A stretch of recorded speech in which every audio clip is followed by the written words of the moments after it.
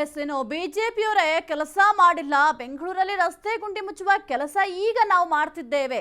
ಅಧಿಕಾರಿಗಳಿಗೆ ಈಗ ಆಲ್ರೆಡಿ ಎಲ್ಲ ಸೂಚನೆಯನ್ನ ನೀಡಿದ್ದೇವೆ ಅಂತ ಬೆಂಗಳೂರಿನಲ್ಲಿ ಡಿಸಿಎಂ ಡಿಕೆ ಶಿವಕುಮಾರ್ ಅವರು ಹೇಳಿಕೆಯನ್ನ ಕೊಟ್ಟಿದ್ದಾರೆ.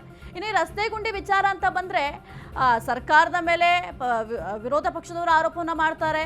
ಈ ಹಿಂದಿನ ಸರ್ಕಾರದ ಮೇಲೆ ಈಗಿನ ಸರ್ಕಾರ ಆರೋಪ ಮಾಡ್ತಾರೆ. ಇದೇ ಆಗ್ತಾ ಇದೆ ವಿನಃ ರಸ್ತೆ ಗುಂಡಿಗಳನ್ನ ಯಾವಾಗ ಸರಿಪಡಿಸ್ತಾರೆ ಅಂತ ನೋಡ್ಬೇಕಾಗುತ್ತೆ. ಸದ್ಯಕ್ಕೇನೋ ಡಿಸಿಎಂ ಡಿಕೆ ಶಿವಕುಮಾರ್ ಅವರು ಅಧಿಕಾರಿಗಳಿಗೆ ಸೂಚನೆಯನ್ನ ಕೊಟ್ಟಿದ್ದೇನೆ ಅಂತ ಹೇಳಿದ್ದಾರೆ.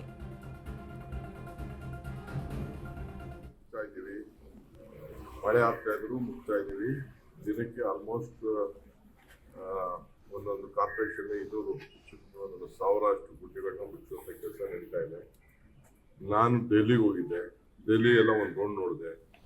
ಇದೆಲ್ಲ ಆದ್ಮೇಲೆ ನೀವೆಲ್ಲ ನಿಮ್ಮ ರಿಪೋರ್ಟ್ ಹೇಳ್ಬಿಟ್ಟು ಅಲ್ಲೆಷ್ಟು ಗುಡ್ಡಿಗಳಿದೆ, ಪ್ರೈಮ್ ಮಿನಿಸ್ಟರ್ ಮನೆ ರೋಡಲ್ಲಿ ಎಷ್ಟಿದೆ ಅನ್ನೋದು ಕೂಡ ತಾವೆಲ್ಲ ನೋಡ್ಬೇಕಾಗ್ತದೆ. ಒಂದು ಸೊ ನಾನು ದೊಡ್ಡ ದೊಡ್ಡ IT ಕಂಪ್ನಿಯವ್ರಿಗೂ ಹೇಳ್ತಾ ಇದ್ದೀನಿ, ಎಲ್ಲರಿಗೂ ಹೇಳ್ತಾ ಇದ್ದೀನಿ, ಇದು ಎಲ್ಲಾ ಕ್ಷೇತ್ರದಲ್ಲೂ ಕೂಡ ಇದೆ. ನಮ್ಮ ಕೆಲಸ ನಾವು ಮಾಡ್ತಾ ಇದ್ದೀವಿ.